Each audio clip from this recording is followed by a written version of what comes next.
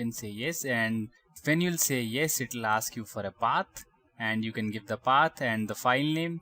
So, and it will just put the file in OpenSSH format. Now I am saying no. So like this, a file will be generated, that is open-key-val. So we'll be using this open-key-val file for MySQL Workbench. So for selecting SSH key file, we will be selecting the same file that we just generated, that is this open-key-val. So let's say now I'll select a file. Select your open-key-val. So now we have the key-val available with us. Now what we'll be doing is, now we need MySQL hostname. We can go to our MySQL instance, copy this, you can simply click this and say Ctrl+C. Enter MySQL hostname. We can remove the port name because port name we can specify below. So port is 3306, and then we need to enter the username, and if you want to see the details, you can see username, your username which you have configured. So I'll give in my username. For password, you can click store in vault and you can enter the password that you configured, and default schema you can give.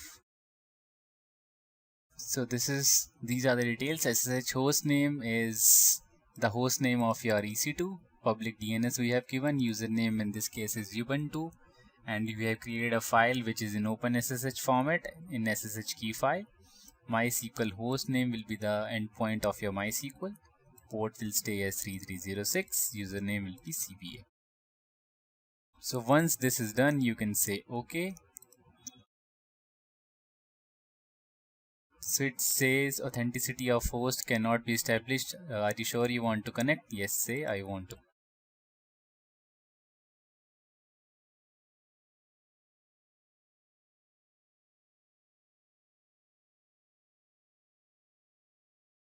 So now it will take some time for connection.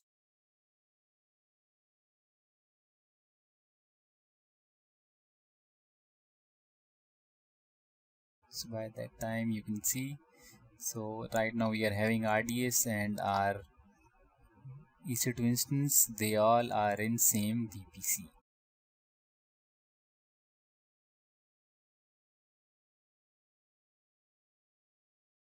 So this is our EC2. We will be configuring the VPC to allow as access to EC2 to access RDS. Okay, it's still loading up. I'll just pause the video for some time and I'll reconnect the session once.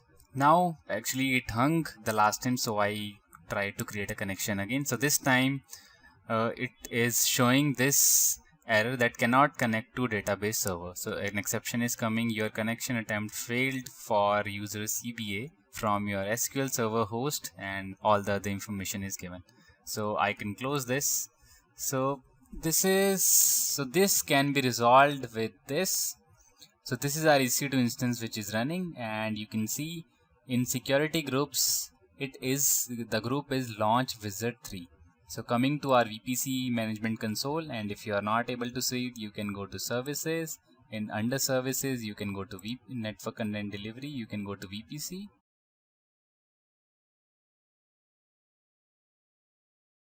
And inside this you can go to security groups.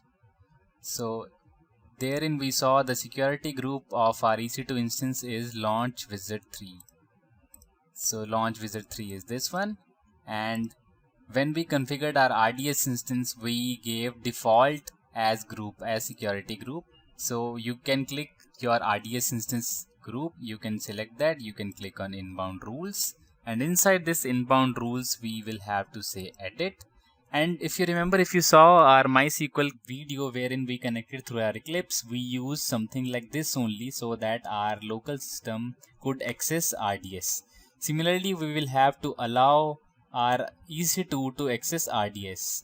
And there's a downside of like connecting using public IP. So your public IP can change all the time. So whenever you are connected to internet and you turned off your laptop and you connected to internet again, your public IP can change. So then you won't be able to connect to you won't be able to connect using same public IP. So now in this case we will have to allow our EC2 instance, which is this one, launch wizard 3. We will have to allow it to access RDS, which is this group, on port 3306. So we will have to allow the connections. So for this we will say add rule. We will expand this. We will say all TCP. So all connections will allow, and we will have to give the group. You can start typing. For launch wizard 3, the group ID is SG, so we will say SG. You can see the last digits, it is 121, so we'll select this. So we will give access to this group ID for launch wizard 3. We'll give access to our this instance. We'll say add rule. We'll say all TCP.